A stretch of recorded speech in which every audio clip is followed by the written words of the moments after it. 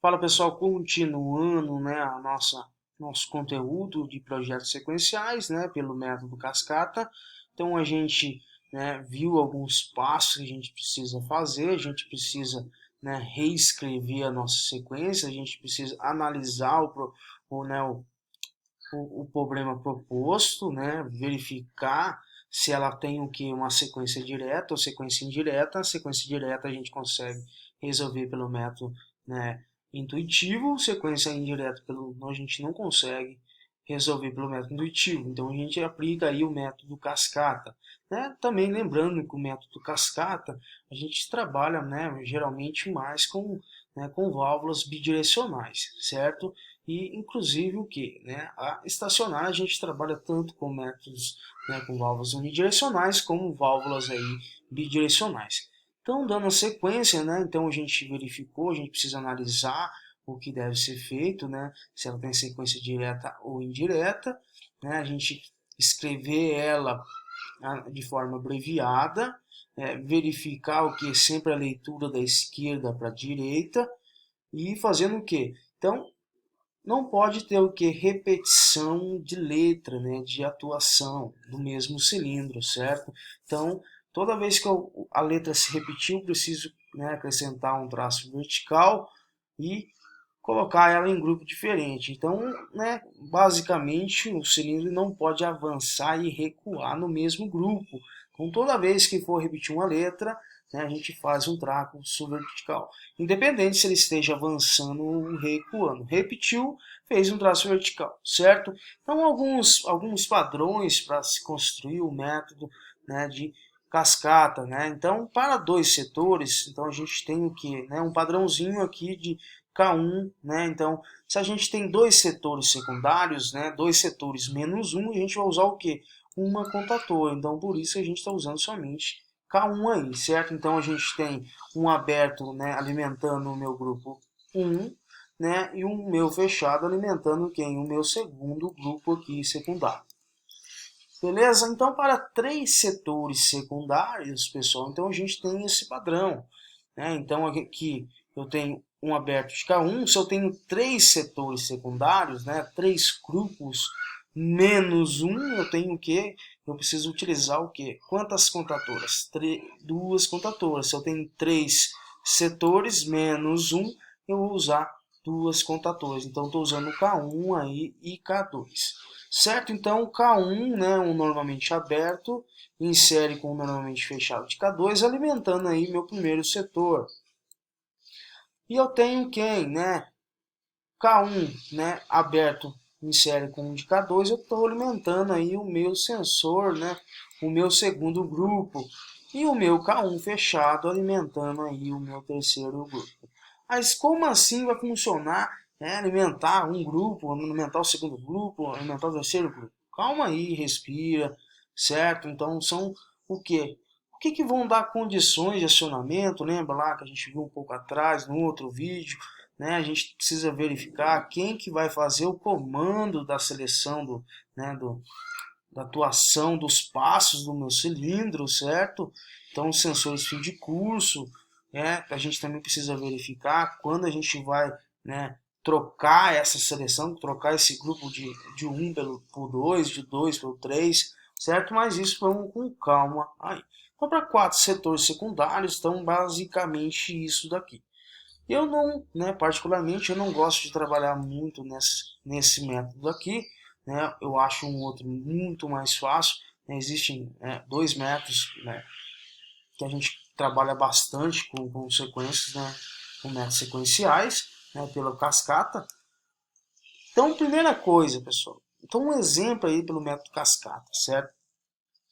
Então eu tenho um problema, certo? Ao acionar um botão de partida, dois cilindros de ação dupla, né, de dupla ação, devem se movimentar respeitando a sequência de movimentos A mais, A menos, B mais, B menos. Então, qual que é a primeira coisa?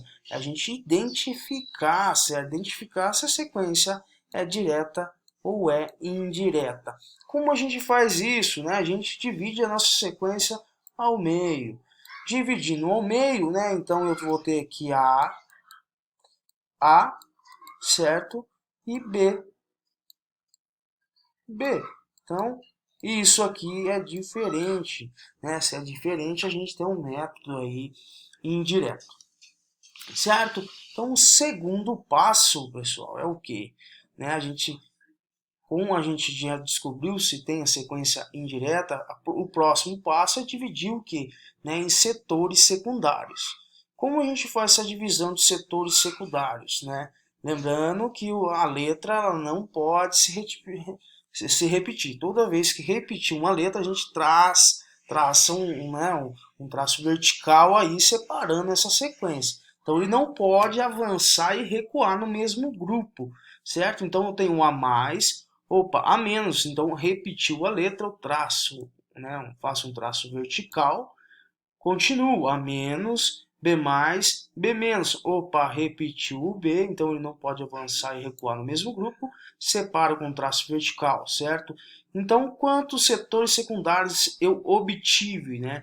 A gente poderia fazer também dessa forma, não teria problema nenhum. Né? A gente estaria utilizando, né, um dispositivo a mais. Então, aqui eu tenho um, dois, poderia considerar um terceiro, né? Um terceiro setor aí, mas no caso que nem eu havia falado, né, o A mais eu estou considerando o meu B menos como ele faz parte desse primeiro grupo também. Porque ele não está repetindo a letra, então eu posso colocar ele, né, identificar ele como meu grupo 1. Então eu tenho quantos grupos secundários? Dois grupos secundários. Se eu tenho dois grupos secundários, quantas contatores eu preciso utilizar para fazer esse meu projeto? Lembram? Né? Então, a quantidade de setores secundários menos um para a gente, né, descobrir quantas contatoras a gente precisa utilizar. Se eu tenho dois setores menos um, eu vou usar somente, né, uma contatora aí. Certo? Então, observe na divisão de sequência em setores secundários, o cilindro deverá avançar no setor 1 e retornar no setor 2. Então, vocês verificaram isso aqui. Então, o A ele avança no setor 1 e deve retornar aqui no setor 2, certo? E o cilindro B, por sua vez, deverá avançar no setor 2 e retornar no setor 1. Então, ele avança nesse setor 2. Quando a gente entrar nesse setor 2, ele vai avançar o meu cilindro B. Ele vai recuar quem? Aonde? Aonde a gente estiver no nosso setor 1. Então, isso é trabalhando, né, com cascata aí. Construindo um quadro com sequências de acionamentos para o comando dos movimentos e mudanças de alimentação elétrica entre os setores que teríamos. Então, é muito importante que façam isso aí, né, para a gente ter uma noção um pouco melhor do que o projeto esteja pedindo, certo? Então, primeira coisa, N coisas, N fatores, né? Então, como a gente também poderia, isso aqui seria uma tabela de acionamento, mas também a gente poderia estar utilizando ali o nosso trajeto e passo tranquilamente, mas aqui fica bem mais visível a gente, né, saber o que está acontecendo. Então, no primeiro passo, pessoal, então eu tenho o quê? Um botão partida, né? Meu S1. O que o meu S1 vai ser responsável? Então, preste atenção no raciocínio do projeto, certo? No raciocínio que é do desenvolvimento aí do projeto. Então, B1, a gente tem que analisar o que B1 vai fazer, né? O meu S1, meu botão de partida. Opa, ele vai avançar o cilindro A. Se eu avanço o cilindro A, o meu cilindro A ele pertence a qual grupo? Ao primeiro grupo, certo? Então ele pertence ao quê? Ao meu grupo 1. E quando esse meu cilindro A chegar no fim de curso, né? Então não chega no fim de curso o S2, ele tem a mudança de alimentação do setor 1 para o setor 2. Então isso acontece o quê? Né? Pela rede, né? Pela a distribuição do nosso circuito. Então ele vai avançar o A, depois o próximo passo é o quê? Recuar o A. Mas o retorno do A, ele pertence a qual grupo? Ao 2. Então a gente vai fazer o que? A mudança da alimentação do setor 1 para o setor 2. O terceiro passo, então, o setor secundário 2 é energizado. Então ele retorna o cilindro A. Então a gente está o que agora? No setor 2. Beleza? E quando ele chega, né, nesse chave fim de curso S3, né, o que seria esse S3? Esse S3 seria de forma que o sensor que esteja, né, é o início de curso, na verdade, do meu cilindro A. Certo? Quando ele retornar, ele vai avançar quem? Vai avançar meu cilindro B. O meu cilindro B ele pertence ao grupo 2. Então ele vai energizar quem? O meu grupo 2. Quando o meu B avançar, ele vai chegar no seu fim de curso, né, acionando o S4, mudando a alimentação do setor 2 para o setor 1. Por que vai mudar do setor 2 para o setor 1?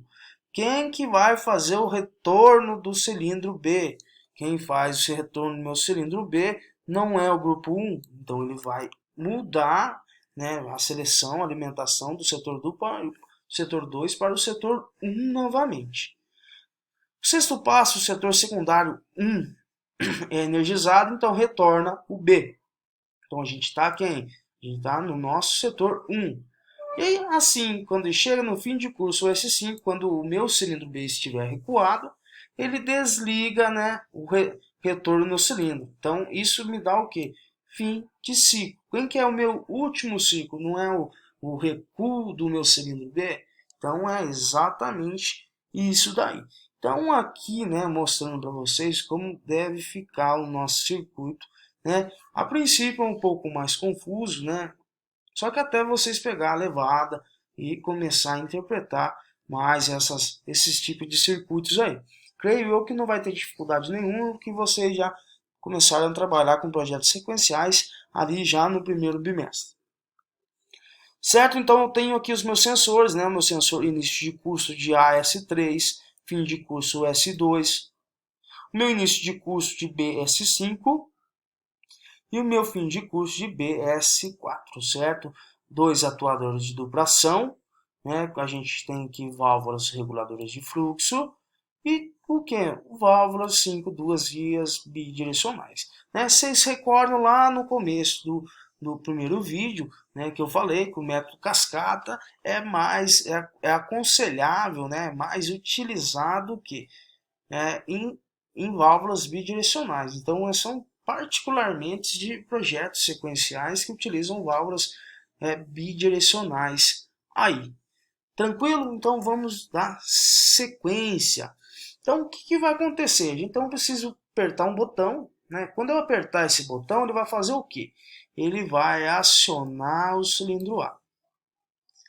Então, aqui eu vou apertar meu botão, ele vai acionar meu cilindro A. Quem que é meu responsável por acionar meu cilindro A, né? Y1, certo? Acionando o Y1, né? Meu Y1 meu cilindro A vai avançar, vai chegar no meu sensor S2. Chegando no S2, ele vai fechar seu contato auxiliar, vai energizar o que, né? Uma contatora aqui. Essa contatora vai fechar um selo que vai fazer o que? Quando o meu cilindro A avança, qual que é o próximo passo, pessoal? Então, quando ele chega no seu fim de curso, ele vai ter a mudança de alimentação do setor 1 para o setor 2. Então, justamente isso, quando ele chega no fim de curso, ele aciona K1. Lembrando que o método cascata está aqui, ó, setor 1 e setor 2, certo? No setor 1 vai acontecer.